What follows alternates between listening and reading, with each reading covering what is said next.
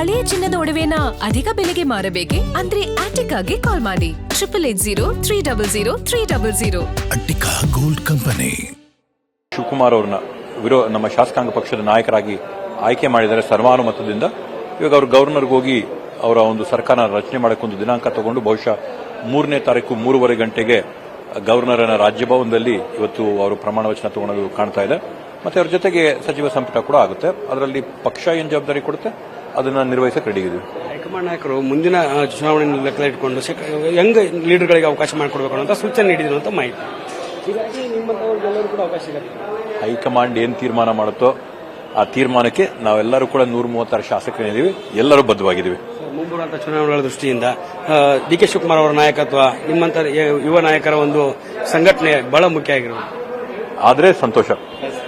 ಇದಿಷ್ಟು ಶರತ್ ಬಚ್ಚೇಗೌಡ ಅವರ ಮಾತು. ಕ್ಯಾಮರಾ ಪರ್ಸನ್ ವಿನಯ್ ಜೊತೆ ದುರ್ಗೇಶ್ ನಾಯಕ, ಗ್ಯಾರಂಟಿ ನ್ಯೂಸ್, ಬೆಂಗಳೂರು.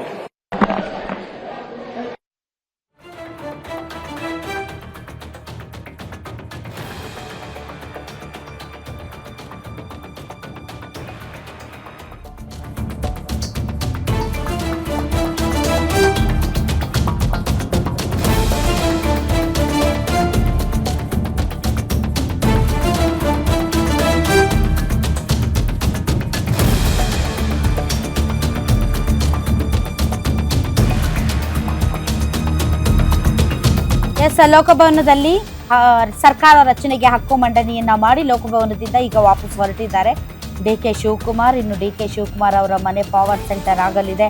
ಯಾರ್ಯಾರು ಮಂತ್ರಿ ಆಕಾಂಕ್ಷಿಗಳಿದ್ದಾರೆ ಎಲ್ಲರೂ ಕೂಡ ಈಗ ಡಿ.ಕೆ. ಶಿವಕುಮಾರ್ ಅವ್ರ ಮನೆ ಸುತ್ತಮುತ್ತಾನೆ ಓಡಾಡ್ತಾ ಇದ್ದಾರೆ. ಯಾಕೆ ಅಂತಂದರೆ ಈಗ ಅಧಿಕೃತವಾಗಿ ಮುಂದಿನ ಮುಖ್ಯಮಂತ್ರಿ ಡಿ.ಕೆ. ಶಿವಕುಮಾರ್. ಹೀಗಾಗಿ ಎಲ್ಲ ಪವರ್ ಸೆಂಟರ್ ಕಾವೇರಿಯಿಂದ ಸದಾಶಿವನಗರಕ್ಕೆ ಶಿಫ್ಟ್ ಆಗುತ್ತೆ. ಯಾರ್ಯಾರು ಮಂತ್ರಿಗಳಾಗಬೇಕು ಅಂತ ಬಯಸ್ತಾ ಇದ್ದಾರೆ ಅವರೆಲ್ಲರೂ ಕೂಡ ಈಗ ಸದಾಶಿವನಗರದ ಮನೆಯ ಸುತ್ತಮುತ್ತನೇ ಓಡಾಡ್ತಾ ಇರ್ತಾರೆ.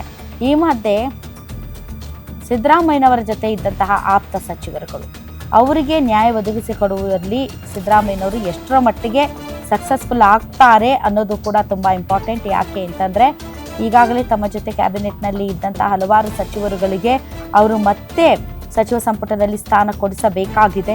ಆ ನಿಟ್ಟಿನಲ್ಲಿ ಅವರು ಕೂಡ ಶತಾಯಗತಾಯ ಪ್ರಯತ್ನ ಪಡ್ತಾರೆ. ಆ ಒಂದು ಪ್ರಯತ್ನದಲ್ಲಿ ಅವರು ಎಷ್ಟರ ಮಟ್ಟಿಗೆ ಸಕ್ಸಸ್ ಆಗ್ತಾರೆ ಅನ್ನೋದೇ ಈಗಿರುವಂತಹ ಅತಿ ದೊಡ್ಡ ಕುತೂಹಲ. ಬರ್ತಾ ಇರುವಂತಹ ಮೂಲಗಳ ಪ್ರಕಾರ ಈಗ ಏನು ಈ ಹಿಂದೆ ಸಚಿವರಾಗಿದ್ರೋ ಬಹುತೇಕರು ಅವರೇ ಮೊದಲಿಗೆ ಪ್ರಮಾಣ ವಚನ ಸ್ವೀಕರಿಸುವಂತಹ ಸಾಧ್ಯತೆ ಇದೆ.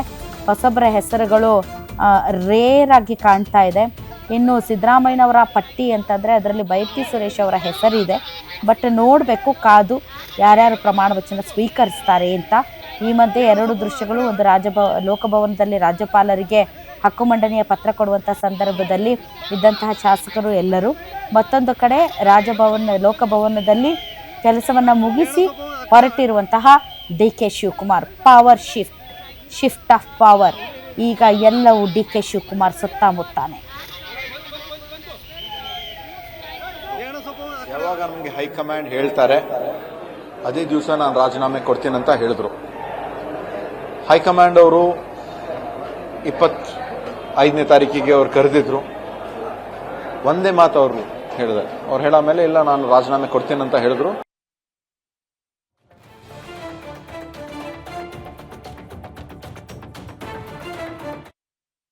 ನಾನು ಮೊದಲೇ ಹೇಳಿದ್ದೆ ನಿಮಗೆ ನಿನ್ನೆ, ಎಲ್ರಿಗೂ ಕೂಡ ಶಾಸಕಾಂಗ ಪಕ್ಷದ ಸಭೆ ಸೇರ್ತಾರೆ. AICCಯಿಂದ ಅಬ್ಸರ್ವರ್ ಬರ್ತಾರೆ. ಅಬ್ಸರ್ವರ್ ಬಂದು ಅವರು ನೇರವಾಗಿ ನಮ್ಮ ಶಾಸಕರೆಲ್ಲರಿಗೂ ಕೂಡ ಅಭಿಪ್ರಾಯವನ್ನು ನೀವು ಒಂದೇ ಅಭಿಪ್ರಾಯವನ್ನು ಕೊಡ್ತೀರೋ, ಎಲ್ಲರೂ ಕೂಡ ಹೈಕಮಾಂಡ್ ಮೇಲೆ ಬಿಡ್ತೀರೋ ಅಥವಾ ಯಾವ ರೀತಿ ಮಾಡ್ತೀರಿ ಅಂತೇಳಿ ಒಂದು ಪ್ರಶ್ನೆ ಕೇಳ್ತಾರೆ. ಅದೇ ಪ್ರಕಾರ ಇವತ್ತು ಕೂಡ ಕೇಳಿ ಸನ್ಮಾನ್ಯ ಸಿದ್ದರಾಮಯ್ಯನವ್ರಿಗೆ ಹೇಳ್ತಾರೆ ನೀವು ಎಲ್ಲರ ಅಭಿಪ್ರಾಯ ತಗೊಳ್ರಿ ಅಂತೇಳಿ. ಸಿದ್ದರಾಮಯ್ಯನವರು ಎಲ್ಲ ಅಭಿಪ್ರಾಯ ಕೇಳ್ತಾರೆ. ಎಲ್ಲರೂ ಕೂಡ ಆನ್ಲೈನ್ ರೆಸಲ್ಯೂಷನ್ ಮಾಡಿ ಹೈಕಮಾಂಡ್ ಮೇಲೆ ಶಾಸಕನ CLP ನಾಯಕನ ಐಕ್ಯ ಬಿಡಲಾಯ್ತು ಅಂತ ಹೇಳ್ತಾರೆ. ಎಲ್ಲರೂ ಕೈ ಎತ್ತಂತಾರೆ. ಕೈ ಎತ್ತಿದ್ದೀವಿ. ಅದನ್ನು ತೆಗೆದುಕೊಂಡು CM ಚೇಂಬರ್ಗೆ ಹೋಗಿ ಮಾತನಾಡಿ, ಹೈಕಮಾಂಡ್ ಜೊತೆ ಮಾತನಾಡಿ ಇಲ್ಲಿ ಬಂದು CLP ನಾಯಕನ ಹೆಸರನ್ನು ಸನ್ಮಾನ್ಯ ಮಾಜಿ ಮುಖ್ಯಮಂತ್ರಿಗಳಾದ CLP ನಾಯಕರಾದ ಸಿದ್ದರಾಮಯ್ಯವರು ಘೋಷಣೆ ಮಾಡ್ತಾರೆ. ಹೈಕಮಾಂಡ್ನವರು ಸನ್ಮಾನ್ಯ ಶ್ರೀ ಡಿ.ಕೆ. ಶಿವಕುಮಾರ್ನವರನ್ನ ಹೊಸ ಶಾಸಕಾಂಗ ಪಕ್ಷದ ನಾಯಕನಾಗಿ ಆಯ್ಕೆ ಮಾಡಲಾಗಿದೆ ಅಂತ ಹೇಳಿದ್ರೆ ಎಲ್ಲರೂ ನೂತನ ಮುಖ್ಯಮಂತ್ರಿಗಳಿಗೆ ನಮ್ಮೆಲ್ಲರ ನಾಯಕರಾದಂಥ ಡಿ.ಕೆ. ಶಿವಕುಮಾರ್ ಅವರು ಕಾಂಗ್ರೆಸ್ ಪಕ್ಷದ ಶಾಸಕಾಂಗ ಪಕ್ಷದ ನಾಯಕರಾಗಿ ಆಯ್ಕೆ ಆಗಿದ್ದಾರೆ. ಇವತ್ತು ಗವರ್ನರ್ ಹತ್ರ ಹೋಗಿ ಮುಖ್ಯಮಂತ್ರಿಯಾಗಿ ಪ್ರಮಾಣ ವಚನ ಸ್ವೀಕರಿಸಲಿಕ್ಕೆ ಅವ್ರ ಬೇಡಿಕೆಯನ್ನ ಇಡ್ತಾ ಇದ್ದಾರೆ. ಬುಧವಾರ ಪ್ರಮಾಣ ವಚನ ಸ್ವೀಕರಿಸ್ತಾರೆ. ನೀವು ಕೂಡ ಸಚಿವಾಕಾಂಕ್ಷಿ ಇದ್ದೀರಿ, ಸಿಗೋ ವಿಶ್ವಾಸ ಇದೆ ಸಚಿವ ಸ್ಥಾನ? ಹೈಕಮಾಂಡ್ ನಿರ್ಧಾರಕ್ಕೆ ನಾನು ಬದ್ಧ. ಹೈಕಮಾಂಡ್ ಮತ್ತು ನಮ್ಮೆಲ್ಲ ನಾಯಕರು ಕಾಂಗ್ರೆಸ್ಗಳೆಲ್ಲ ಒಗ್ಗಟ್ಟಾಗಿದ್ದೀವಿ. ಹೈಕಮಾಂಡ್ ತೀರ್ಮಾನವೇ ನಮ್ಮೆಲ್ಲರ. ನೂತನ ಡಿ ಕೆ ಶಿವಕುಮಾರ್ ಅವರ ಕ್ಯಾಬಿನೆಟ್ ನಲ್ಲಿ ಯಂಗ್ ಲೀಡರ್ಗಳಿಗೆ ಅವಕಾಶ ಕೊಡಲಾಗುತ್ತೆ ಅನ್ನೋದು ಮಾತಿದೆ. ನಿಮಗೆ ಎಷ್ಟು ವಿಶ್ವಾಸ ಇದೆ? ಸಹಜವಾಗಿ ನಮ್ಮ ಪಕ್ಷ ಸದಾಕಾಲ ಹೊಸತನ ಮತ್ತು ಎಲ್ಲ ವರ್ಗದ ಜನರ ಪ್ರೀತಿಯನ್ನು ಗಳಿಸ್ತಕ್ಕಂಥ ಆಡಳಿತ ನೀಡೋದಕ್ಕೆ ಬದ್ಧತೆ ಇದೆ. ಅದರಂತೆ ನಾವು ಕೂಡ ಆಶಾಭಾವದಿಂದ ಇದ್ದೇವೆ. ಇವತ್ತು ಹೈಕಮಾಂಡ್ಗೆ ಸರ್ವಸಮ್ಮತದಿಂದ ಹೈಕಮಾಂಡ್ಗೆ 1 ಲೈನ್ ರೆಸಲ್ಯೂಷನ್ ಮಾಡಿ ಕೊಟ್ಟಿದ್ದೇವೆ. ವರಿಷ್ಠರು ಡಿ ಕೆ ಶಿವಕುಮಾರ್ ಅವರಿಗೆ ಕಾಂಗ್ರೆಸ್ ಶಾಸಕಾಂಗ ಪಕ್ಷದ ನಾಯಕರಾಗಿ ಆಯ್ಕೆ ಮಾಡಿದ್ದಾರೆ. ಅವರಿಗೆ ಅಭಿನಂದನೆಗಳು. ಏನು ಪ್ರಾಬ್ಲಮ್ ಇದೆ ತುಟ್ಟಕ್ಕೆ ಯಾರು ಕೂಡ ಎಲ್ಲಾ ಶಾಸಕರು ಅವಿರೋಧವಾಗಿ 1 ಲೈನ್ ರೆಸಲ್ಯೂಷನ್ ಪಾಸ್ ಮಾಡಿ ಹೈಕಮಾಂಡ್ಗೆ ಬಿಟ್ಟಿದ್ದು ಅಂತ ಹೇಳಿದ್ವಿ. ಹೈಕಮಾಂಡ್ ಅವರು ಆಮೇಲೆ ವೇಣುಗೋಪಾಲ್ ಸಿದ್ದರಾಮಯ್ಯ ಅವರು ಎಲ್ಲರೂ ಆಚೆ ಕಡೆ ಹೋಗಿ ಬೇರೆ ರೂಮ್ನೆ ಕೂತ್ಕೊಂಡು ಖರ್ಗೆ ಸಾಹೇಬರಿಗೆ ರಾಹುಲ್ ಗಾಂಧಿಗೆ ಮಾತಾಡಿ ಕ್ಲಿಯರ್ ಮಾಡಿ ಇಲ್ಲಿ ಬಂದು ಅನೌನ್ಸ್ ಮಾಡಿದ್ರು.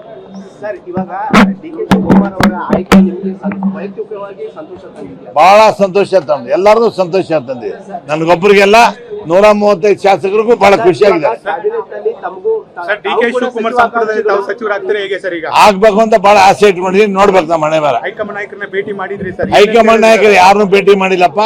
ಸಿದ್ದರಾಮಯ್ಯ ಅವ್ರಿಗೆ ಡಿ ಕೆ ಅವ್ರು ಮೀಟ್ ಮಾಡಿದೀನಿ ಅಷ್ಟೇ. ಮಂತ್ರಿ ಮಾಡೋದು ಬಿಡೋದು ಅವ್ರಿಗೆ ಸಂಬಂಧಪಟ್ಟಿದ್ದು. 2 ವರ್ಷ ಅವರಿಗೆ ಅವರು ಅಧಿಕಾರ